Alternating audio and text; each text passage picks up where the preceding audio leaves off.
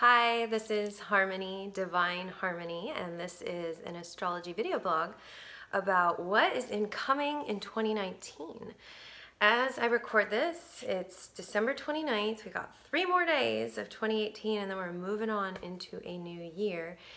And, I've been reflecting on the year that's coming actually for over a year, maybe a year and a half now, and also the year after 2020.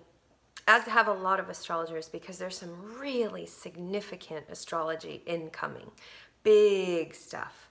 And a key to this year really is going to be shadow work and karmic clearing and dealing with our stuck, stagnant crap. And I'll talk about why this is in a moment. So in this video, I'm going to give you the 411, the cosmic insight about what's incoming, in-depth overview of the major things unfolding this year.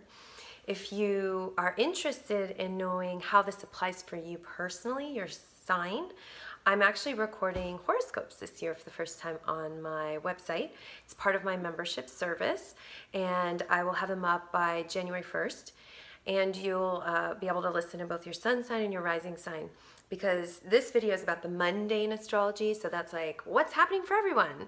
And then the horoscopes will talk about your sign personally, your sun sign and your rising sign. And then of course a reading will get as personal as it possibly can get. So if you're interested in a reading, booking a reading about what's upcoming this year, you can reach out to me through my website, divineharmony.com. So we are heading into a very significant year. I want to start with a little tarot. I actually have been studying the tarot for like 6 years in depth for myself. I don't do it for anyone else. I just love it. I get a lot out of my study of the tarot. And I follow a couple of tarot people on Instagram, and one of the women I follow, it has a beautiful deck that I actually have. It's called the Lioness Oracle. It's this beautiful deck with lions and roses and cosmic things and a lot of Egyptian imagery. Anyhow, she posted, I don't know, a few weeks ago talking about how the upcoming year is associated with the Hanged Man card. And I was like, oh, I've heard of this before, so it's not new, but I haven't returned to it in a little while. So you can actually look at the year, 2019, and you can add the numbers up. So 2 plus 1 plus 9, and that equals 11, or rather 12, sorry, last year was 11. And the 12th card in the major arcana is the Hanged Man. And this is actually an image of the Hanged Man here. This is the Rider-Waite deck. I chose this one just because it's very commonly known, and I think it's got good imagery to try and grasp what the archetypal energy is about. So this year we're heading into is governed by the Hanged Man in the tarot. And the Hanged Man is a card governed by Neptune, the planet Neptune, which is the planet of the higher heart, of spirituality, of mysticism, and also the planet of surrender, particularly surrender of the ego. If you notice in this card, this man is hanging upside down, so his head, which is the logical, rational mind, is the lowest point in the card. It's almost like he's surrendered that, but he also has this massive aura around his head. He looks like an enlightened master, and in this posture of hanging, obviously he doesn't look like, when you think of hanging, this is not what a hanging would look like, but he's in this state of surrender, and even his legs are in this interesting reversed 4 shape, 4 being a number of stability, security, solidity, and that all gets turned upside down. And so the Hanged Man follows justice, and last year was the Justice card. And so the Hanged Man is a time of after, the realization of what was out of balance in your life, what was out of integrity, what wasn't right, what wasn't balanced, like the scales of justice, and then, the stuff coming up as a result of that. This is a year to surrender into acceptance of what is. And that's the best use of this card. Of course, when it's reversed or when we're resisting, there can actually be like resistance to surrender and staying in the ego and, having a hard time letting go and letting God, letting Goddess. So this is an archetype to be tuning into this year, particularly with some of this potent astrology that's incoming, which I'm going to be speaking to here. There's some big stuff this year And the posture of surrender and acceptance will help you navigate the year with a lot more consciousness, a lot more grace, and a lot more ease.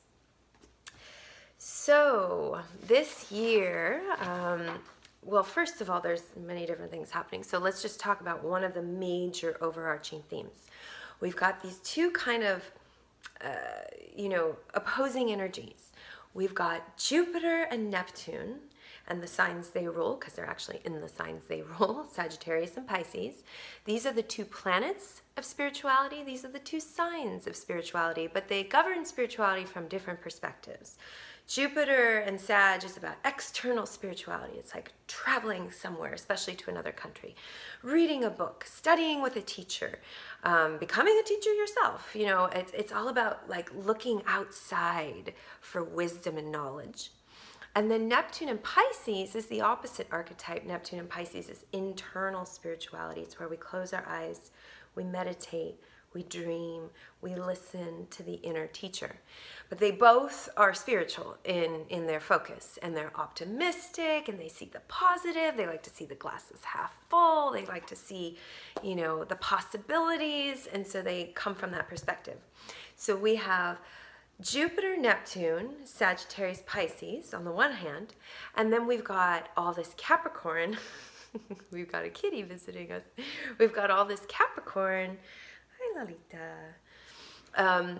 We have all this Capricorn on the other end. And it's not just Capricorn, it's Saturn in Capricorn, it's Pluto in Capricorn, and then it's the karmic south node in Capricorn.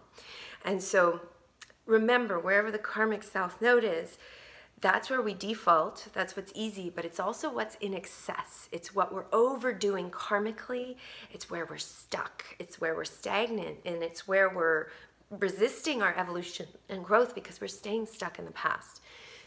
Capricorn, ruled by Saturn, is opposite of Jupiter and Neptune, where Jupiter and Neptune see the positive and the potential and the beauty in everyone and everything. Saturn and Capricorn is about reality. It's about, what is. It can be pessimistic, but it's realistic. I think I'm going to put her down now. Oh, hey, honey. She doesn't want to go. And all this Capricorn is saying, get real. So we've got all this beautiful, mystical, spiritual energy, and then we have this like get real energy, and they're having completely opposed realities here. And a big part of this year is going to be about learning how to be fluid between these two realities so that we are both, staying open to our dreams, but then doing the work to bring them into manifestation so that we are seeing the positive, but not ignoring the shadow. The shadow of too much Jupiter Neptune is going to be spiritual bypassing, not wanting to deal with reality, escapism, denial, delusion, deception, whether that's deception of ourselves, of others, by the world around us, by the media. It's just like, I don't want to see it, putting those rose-colored glasses on, turning to addictions to numb out. Spiritual bypassing, it's like when we use spirituality to avoid facing our pain. And then, too much Capricorn on the other side, not balanced, is going to be too realistic, too pessimistic, too, heavy, hard, dogmatic, rigid, controlling, too focused on materialism. And what's fascinating, actually, is in the tarot, the devil card is the Capricorn card. And we got a lot of Capricorn this year. We have eclipses in Capricorn. We have the South Node in Capricorn. We have Pluto conjunct the South Node in Capricorn. We have Saturn conjunct the South Node in Capricorn. And then the end of the year, we'll have Jupiter move into Capricorn. So really, where Capricorn is in your chart is where, pardon my French, the shit is getting real. Like, this is where your biggest work is. This is where you're going to be asked to deal with your addictions, your obsessions, your avoidances, your whatever it is, where you're stuck, where you're in bondage, spiritually, emotionally, physically, sexually, whatever other level of bondage you could be experiencing. this is the Capricorn card. And so these are the two cards that I recommend you turn to and study this year as you're navigating the year. The Devil is for Capricorn, and wherever Capricorn is in your chart, what house it falls in, but also whatever planets you may have in Capricorn, or if you have angles in Capricorn. And then the Hanged Man is the overarching card for the year, but it is also the Neptune card, and Neptune is strong this year as well, so we'll talk about that in a moment. So we've got these opposing forces, and we'll start with the Neptune energy, because we have Jupiter square Neptune 3 times this year, and then we have Saturn sextile Neptune also 3 times this year. Remember, I said Jupiter and Neptune, they kind of are on a similar page. They both are like, hey, the positive, what's possible, the dreams, the vision, the potential. And they both really love to see from that perspective. And the square aspect is a tense aspect. A square is friction. It's can tend to create excess or overdoing of an energy, particularly when the 2 planets have a similar frequency. And so Jupiter-Neptune positively is imaginative, creative, visionary, dreamy, optimistic, seeing the potential. But the shadow is, it can be completely like out to lunch. It's like having all these dreams, but then not really wanting to have to do the work to make them a reality, or wearing rose-colored glasses so that you're seeing life rosily, but actually that's not the reality at all, and you're completely escaping and in denial and avoidance of some big stuff that's happening. And so Jupiter squares Neptune a total of 3 times. Sorry, that was the cat. And the first is January 13th, the second is June 13th, and the last will be September 21st. And then at the same time, we have Saturn sextile Neptune, and that's quite different. First of all, Saturn and Neptune have opposite energies, unlike Jupiter and Neptune, they're very similar. Saturn is the root chakra. It's about grounding, reality, manifestation, showing up, being in a body, being part of the mundane world. Neptune has association with 2 chakras, the crown, which opens us to the infinite, but also the high heart. Neptune is the higher heart. It's the higher octave of Venus, and Venus governs the heart chakra. And so the higher heart that's above the personal heart has association with Neptune. And so Saturn and Neptune are very different, and luckily they're in harmonious aspect. So Saturn's actually going to help Neptune and the Neptune energy in our lives, because Saturn goes, I see your dreams, Neptune. I see your vision and your spiritual awareness, and this is what you need to do to manifest it. This is what you need to do to bring it fully into physicality, and Saturn shows up to do the work. Saturn rules Capricorn, and Capricorn actually esoterically has a strong spiritual association, even though today in more contemporary astrology most people think of Capricorn about success, CEO, outer life, work. And any spiritual aspirant, any mystic can tell you that the spiritual path is not just about visions and bliss and whatever. It's about repeatedly showing up after the ecstasy of the laundry. It's about being in a body, being here now, as Ram Dass would say. That's Saturn for you. And Neptune, that's not really Neptune. Neptune's like not necessarily here now. It's like in the future, in the past, in other dimensions, in other realities. And Saturn is that root and grounding. So Saturn sextiles Neptune January 31st, June 18th, and November 8th. So we have these 2 opposing forces, Jupiter-Neptune, Saturn-Neptune.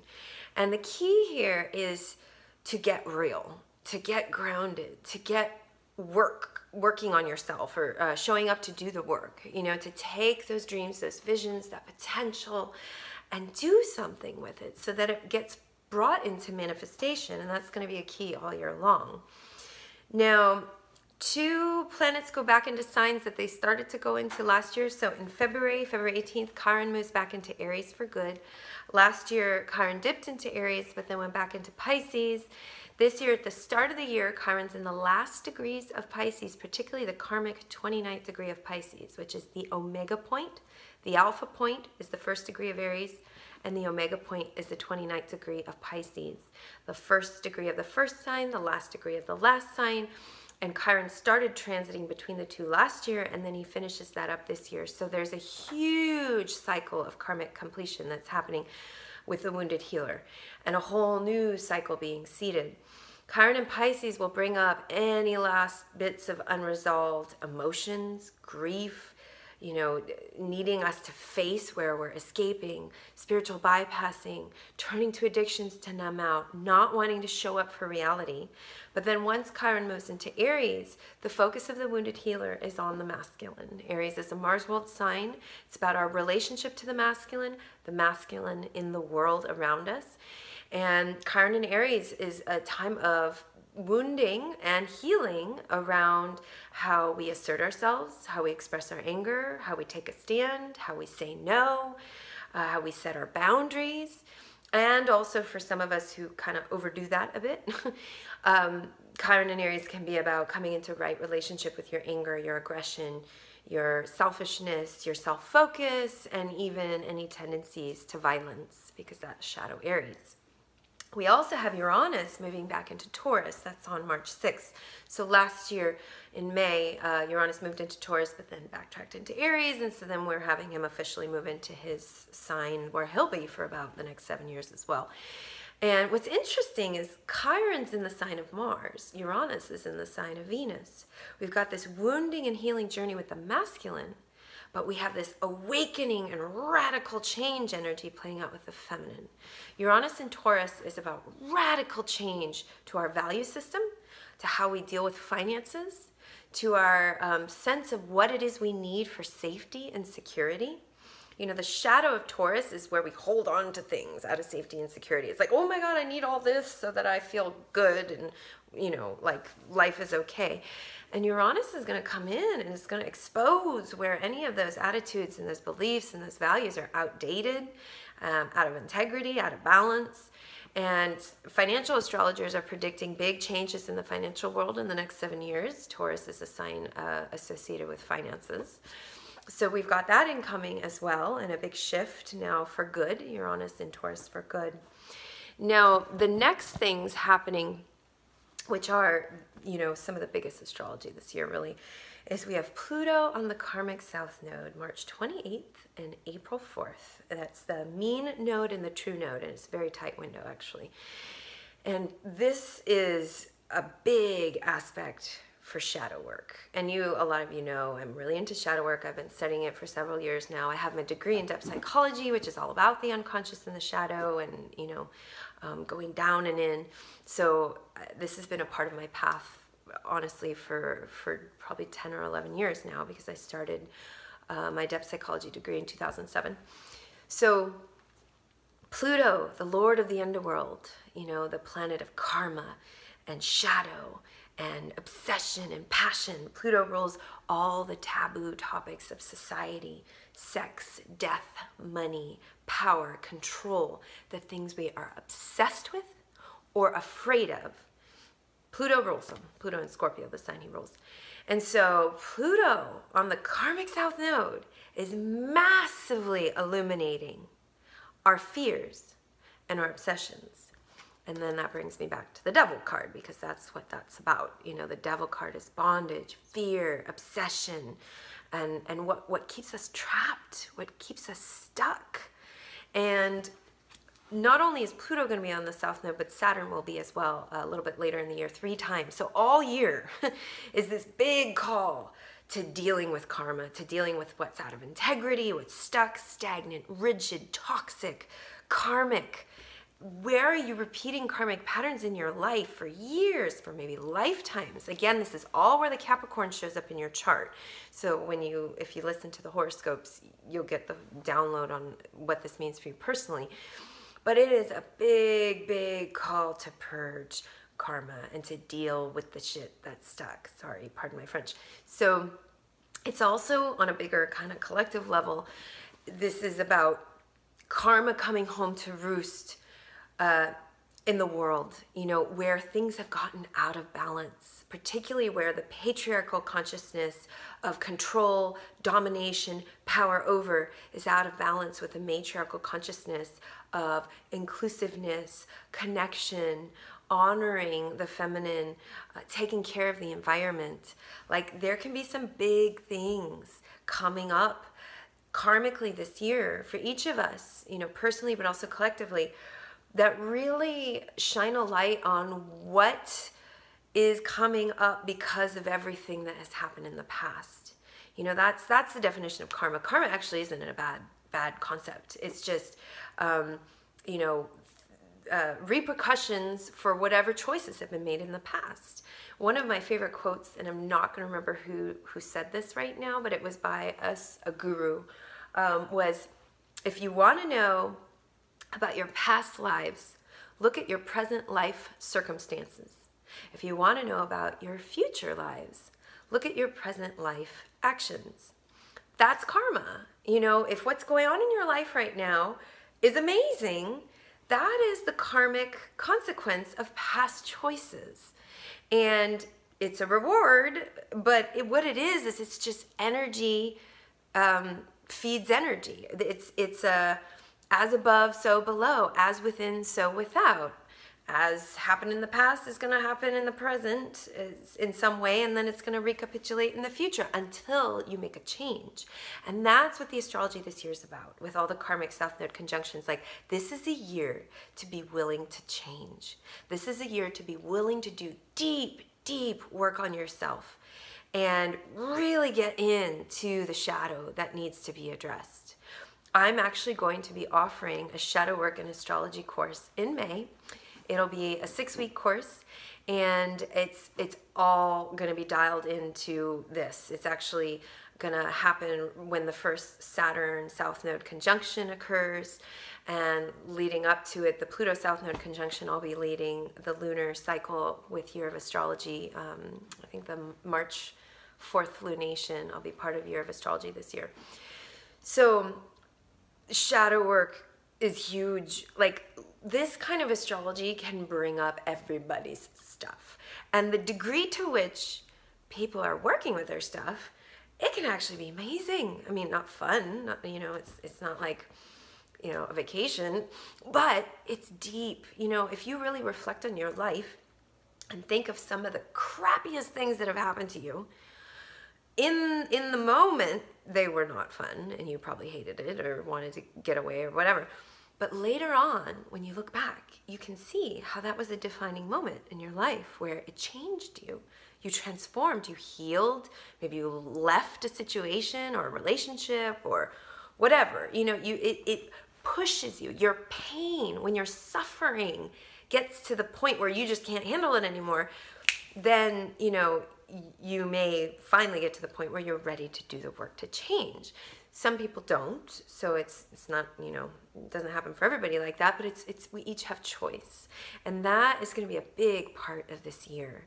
Choosing to face your fears and obsessions, owning them, owning where you have chosen bondage, where you have bound yourself, where you've allowed others to bind you, where you have acted from your shadow. And then surrender. You know, the peace and acceptance that comes when you face your shadow and you own it and you start working on it. These, again, are the 2 cards to be thinking about this year. So Pluto on the karmic South Node, March 28th and April 4th, 2 variations of the node. And then Saturn on the South Node. I'll give the dates here. There's mean and true. And I'll have them listed underneath the video as well for people. So, oops, sorry, honey. So Saturn on the mean South Node, May 20th, June 23rd, September 15th. And then the true node, April 30th, July 3rd, September 27th. So in line with the South Node conjunctions, we have a bunch of eclipses this year, and The eclipses are always aligned with the nodes of the moon. So until last year, when we had our first solar eclipse in Cancer, we were actually having all eclipses in Aquarius and Leo, which is where the south node and the north node were. We had north node Leo, south node Aquarius. Now the nodes are in new signs, north node in Cancer, south node in Capricorn. So the north node of evolution, destiny, and growth is in the sign of the Great Mother. It's in the sign of the feminine, of emotions and feelings and nurturing and sensitivity. And the karmic south node, which is where we overdo things, where we're stuck, where it's karmic, where we're stagnant, is in Capricorn, the sign of patriarchy, and the sign of, especially in shadow, control, dogma, rigidity, tyranny, needing to have everything under control and dominated to feel safe and secure. So we've got the nodes in different signs all throughout the year, and we have eclipses aligned with them. So we have 5 eclipses this year, actually. There's 2 sets of 2, and then the 5th one happens at the very end of the year and will carry into the next year in 2020 with the eclipse that follows it. So the first 2 this year, we have a partial solar eclipse in Capricorn on January 5th, 5 days into the new year. And this is a big one to pay attention to, because this eclipse sets the tone for the whole year when it comes to all this Capricorn, Saturn on the south node, Pluto on the south node, and then these eclipses in Capricorn. This is putting the spotlight on what is stuck, stagnant, toxic, karmic, and needs to be dealt with. Now, with Pluto involved, because Pluto will be on the karmic south node, there's a possibility for transformation and evolution. If something's stuck and stagnant, maybe it can be detoxed, maybe it can be evolved, maybe it can be transformed.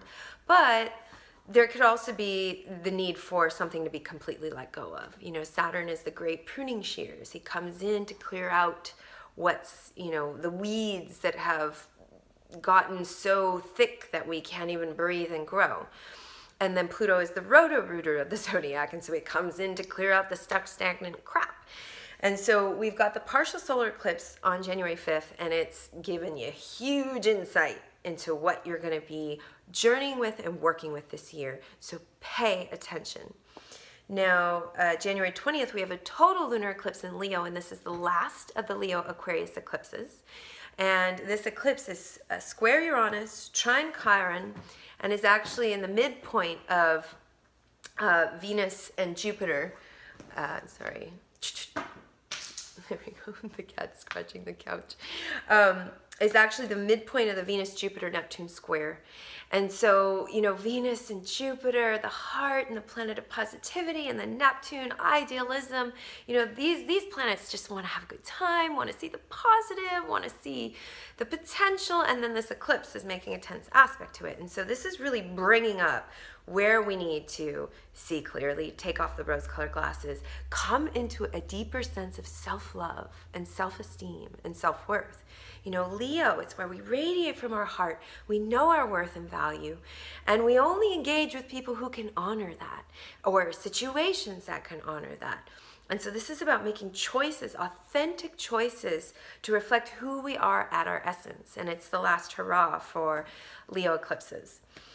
Then the next set of eclipses are in July 2nd. We have a total solar eclipse in Cancer, conjunct the North Node, opposite Saturn, who is almost precisely on the South Node, the true South Node. The actual true South Node conjunction is the next day on July 3rd, which interestingly is right around the USA birthday, because that's July 4th. So there's a total solar eclipse and a Saturn South Node conjunction right around the USA birthday chart. And this is a big eclipse for America as a country. So this eclipse is really shining a light on where we need to evolve and grow, and what is keeping us stuck and limiting us from doing so. Saturn on that South Node. What is karmic? What is toxic? What is stagnant? What is stuck? What is old paradigm? What is rigid? What is controlling? What is dogmatic? What is dominating? And it's holding us back from the evolution we seek. The North Node in Cancer, a big part of the growth and evolution this year is going to be about getting in touch with our emotions and our feelings. We live in a culture, especially Western culture, but even other cultures actually, it's interesting. Some other of the mystical cultures that I've traveled to, they also will have a disassociation with emotions and with the feminine. You won't see the feminine as represented or as honored in the pantheon. Even though there's female goddesses, they're not, seen as powerful or equal even to the male deities. And so there's this redressing of the balance that needs to happen. It's not about one overpowering the other. It's not about the matriarchy taking over, the feminine taking over, but it is about the feminine rising up to meet the masculine, and perhaps the masculine coming down a bit off the pedestal so that there can be a meeting of the energies, a sacred union and hieros gamos, both within in our inner experience with our anima, our animus, our masculine, our feminine, but also in the outer, in the outer world. So we've got that eclipse happening, and then we have a partial lunar eclipse in Capricorn on July 16th, and that is conjunct Pluto and conjunct Saturn. And so this eclipse is also just massively activating what's karmic, what's toxic, what's stagnant, the shadow that's not being addressed. Again, back to the devil card. This is what is really up for us this year, and the key with the devil card is to realize that the devil's inside. So we all have a shadow. We all have our fears and our obsessions and our shadow side. And when we can't own it and work with it and integrate it and heal the split between this and then our, positive side, our higher self, our angel side, however you want to see it, that's when there's problems, because that's when there becomes a polarization between good and evil, right and wrong, and then we project that onto others, and that's how we have wars on the planet, because our culture is right, our religion is the only one, everybody else is gonna go to hell if they don't become whatever the religion is that that particular person believes in. And so really being willing to question our dogmas, our rigidity, our self-righteousness, our beliefs, our things that we've always done, our traditions. This is actually a great year to start new traditions, especially if you're continuing to do traditions that you're just like, I'm not connected to this at all. This is a year to be like, out with the old, in with the new. Of course, the key is to know which is the baby, which is the bathwater. So we have the partial lunar eclipse, and then last but not least, we have a Christmas eclipse. So on Christmas Day, for those who celebrate December 25th, we have a partial solar eclipse in Capricorn. This one is conjunct Jupiter, because Jupiter will have moved into Capricorn December 2nd. And so not only do we have Saturn and Pluto in the south node in Capricorn, now we have Jupiter there. And so this is just setting the stage for the astrology in 2020, because we're going to have a massive triple conjunction of Jupiter, Saturn, and Pluto, also along with Ceres, the great mother asteroid goddess, in January of 2020. And it's starting a brand new Saturn-Pluto cycle, which I will do another video about later. But it's big. It's big, especially environmentally, with the earth, with the world, and with what's going to be going on with the environment and with patriarchy and politics and the government. I mean, it's like big stuff incoming. So those are the eclipses. Jupiter, in Capricorn can help with the growth that comes through pruning, but it can also exacerbate the shadow of both Saturn and Pluto in the karmic south node. Most of that is going to be unfolding in 2020. So as you can see, it's a very big year. There is a lot going on, and that's actually why I even decided to do yearly horoscopes this year. I've had the intention of doing them previously, but I write a lot, and I do a lot work-wise, and I'm a full-time mom as well, and my daughter's homeschooling. So lots of balls in the air. And knowing the astrology this year, I was like, oh my God, I have to do yearly horoscopes because this is such a big year. And I really feel astrology can help support you in moving through what comes in, what's unfolding, with a lot of consciousness and awareness. And that to me is the best use of astrology. It's not fatalistic. It's not predetermined to the degree of, oh, this is just going to happen to you and you have to deal with it. Astrology is the cosmic weather, and it shows you what is, the cat's doing something again. It shows you what's incoming, and then it's up to you to decide how you're going to work with it. So listen to the yearly horoscopes. They'll be posted on the 1st of January. You have to be a member to access them. So I will have a link to that under the video. And if you are interested in being on a contact list for the shadow work course, please I'll put a link down in the bottom for you to email me so that I can, once I have those dates set, you can sign up and be a part of that. I'm actually really excited because it's two of my passions, astrology and shadow work, and they're going to be weaving together this year. And this is the year for this kind of work. This is a big, big year. And I'm sending you so much love, and I look forward to journeying with you in 2019. Blessings.